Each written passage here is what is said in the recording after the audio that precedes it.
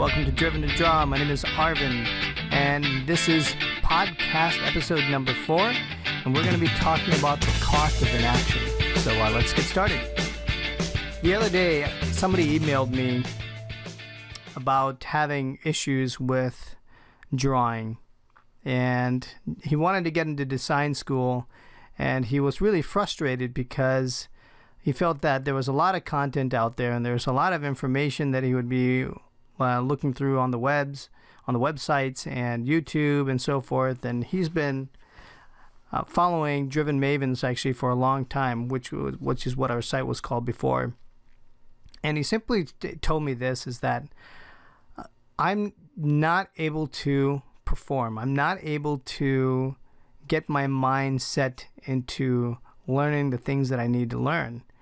And he said it's been very frustrating for him because every time he looks at more videos, in fact, what happens is that he gets even more frustrated, in that he looks at all this wonderful work, and instead he actually gets very intimidated, and it sort of scares him out of doing the job that he's supposed to do, which is really to just concentrate and just work on one thing at a time.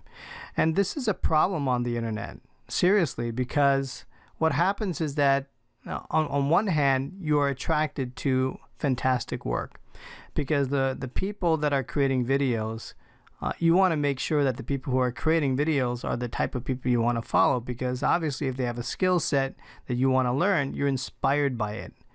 And at the same time, you try to work hard to see if you can get up to a level that you're proud of, or that you can use, or it builds up your confidence and makes you happy that you've accomplished something.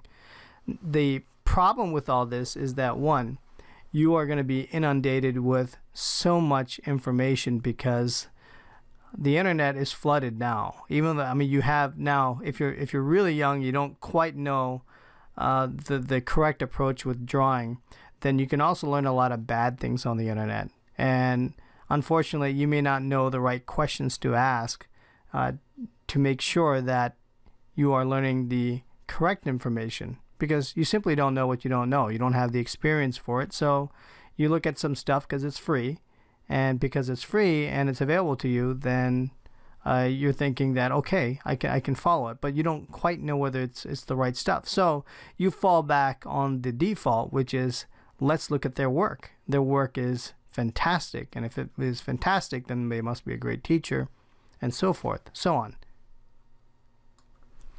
So let's just set the stage. Here you are. You're watching YouTube videos. You're watching these fantastic professionals showing their craft and telling you how you need to get things done. And two things happen. One, either it inspires you to kickstart your passion to do something, to be creative, and to start drawing, to start illustrating, start ideating, whatever it is. Or at least to the point that you're curious about your skills and what you can do and what you can develop. How far can you go? The second thing is that it scares you. And that means that when you watch more and more videos, you start to have self-doubt, and you start to feel incompetent, and you start to feel that, you know what, maybe I can't do this.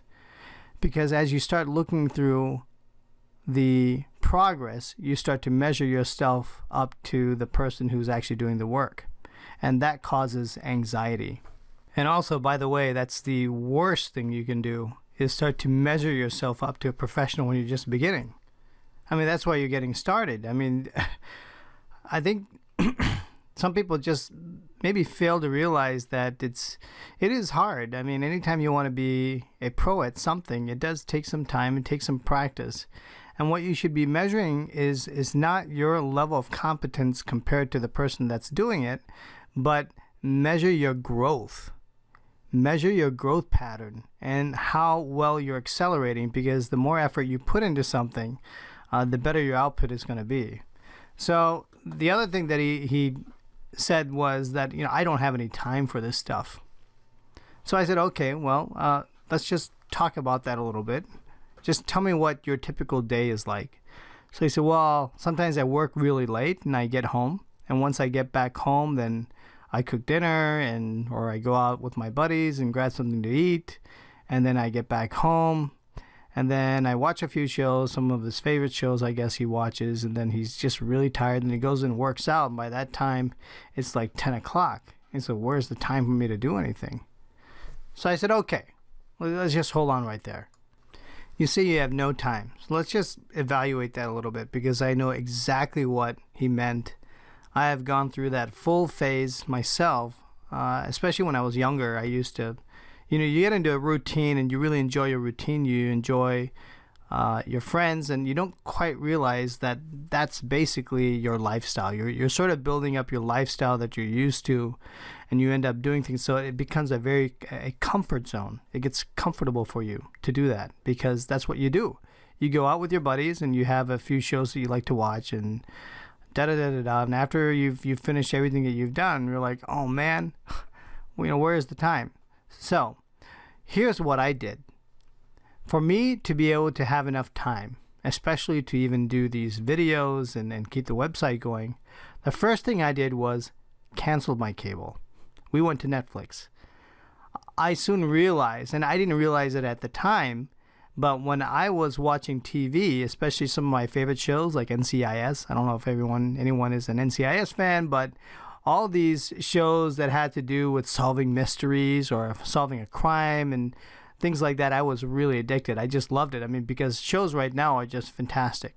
But I knew that I didn't really need TV for that or cable for that. It was just a distraction. So I cut the cable off. No more cable.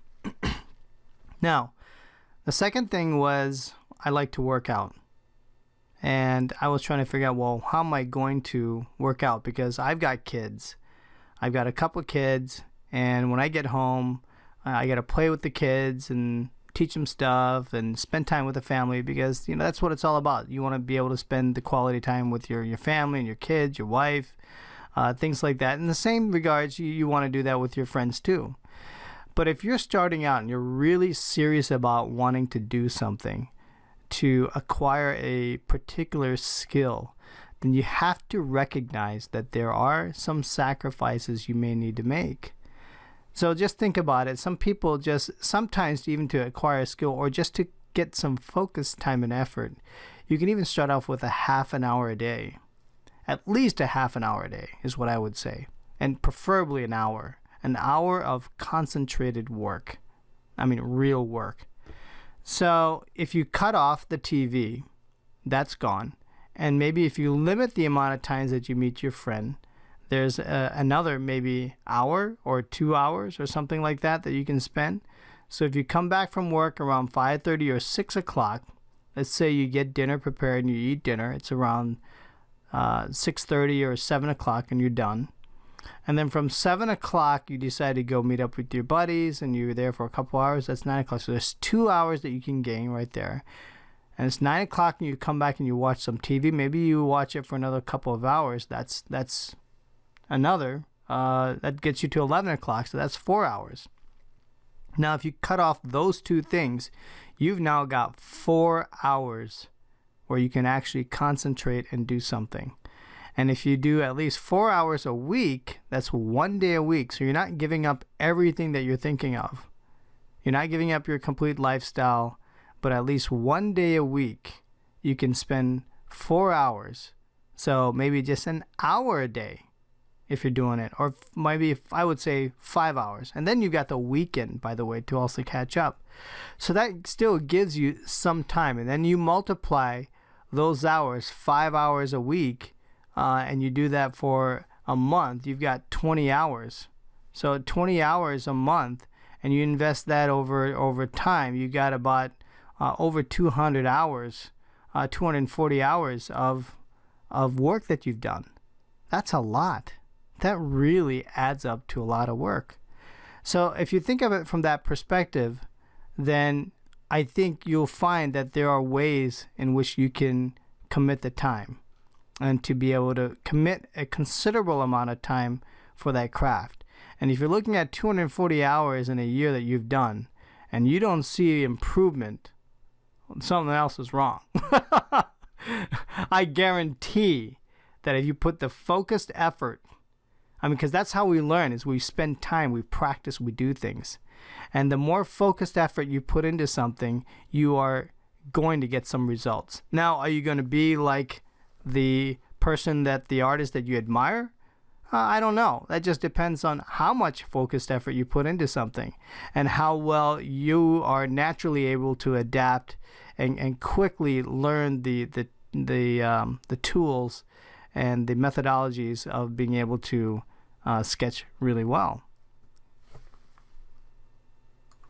Now, that said, let's talk about the cause of inaction, or what the result of inaction. Right now, we talked about some of the causes of inaction, and that's people think they don't have enough time.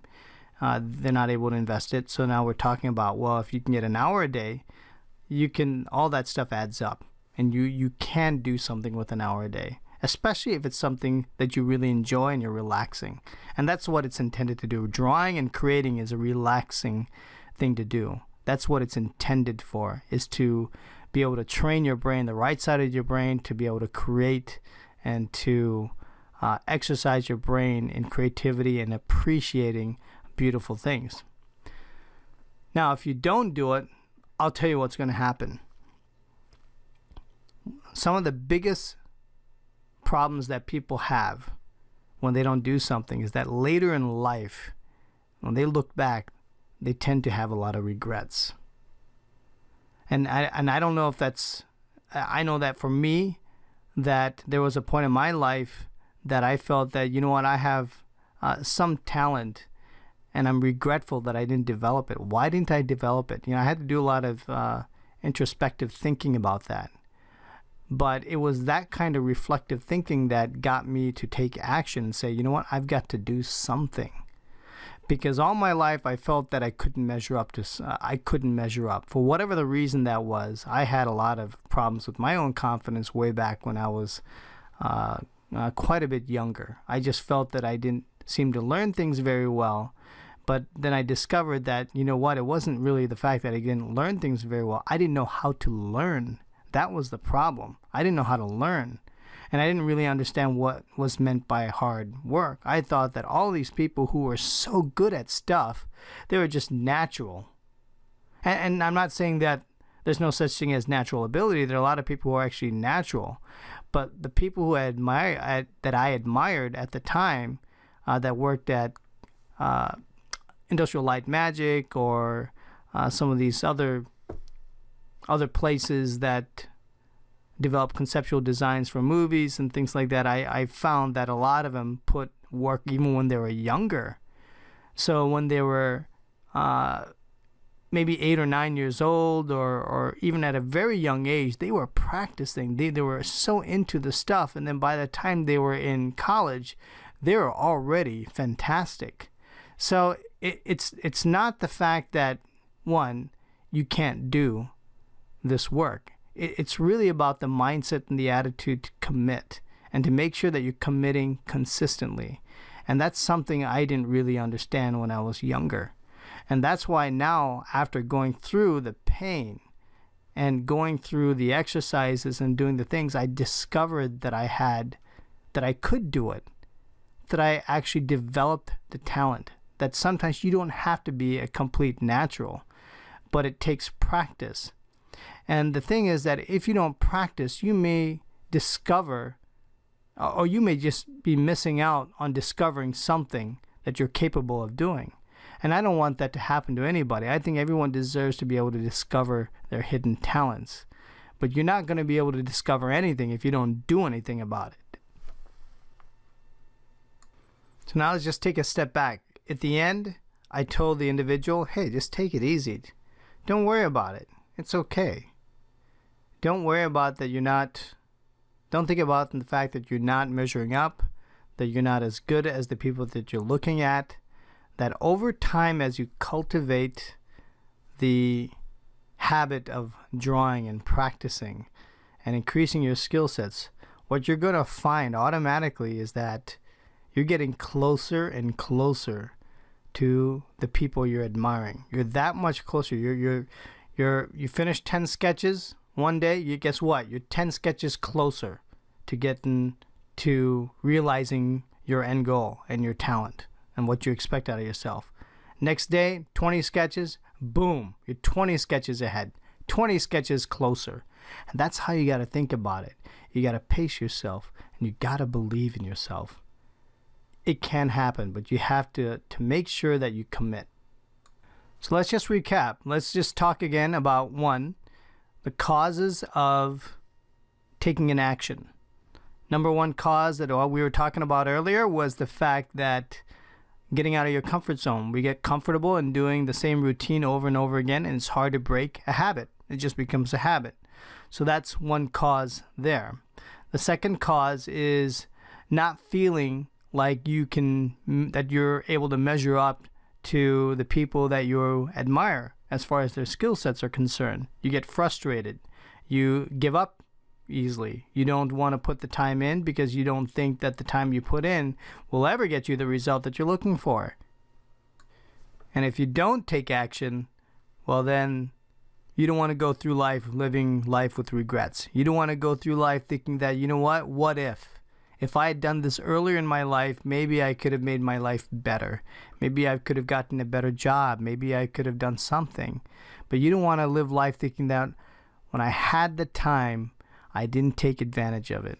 And I don't want that to happen to you.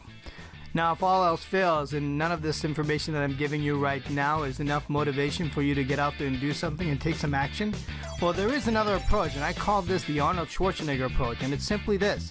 Come on, what's wrong with you? Take action now, or I'll ram my fist down your throat and pull out your spine. Come on, do it!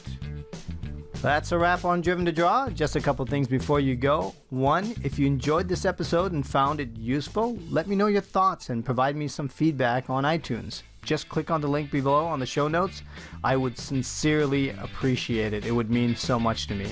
The second thing is, remember that I do believe in you. You can be creative if you set your mind to it. All you need to do is just try.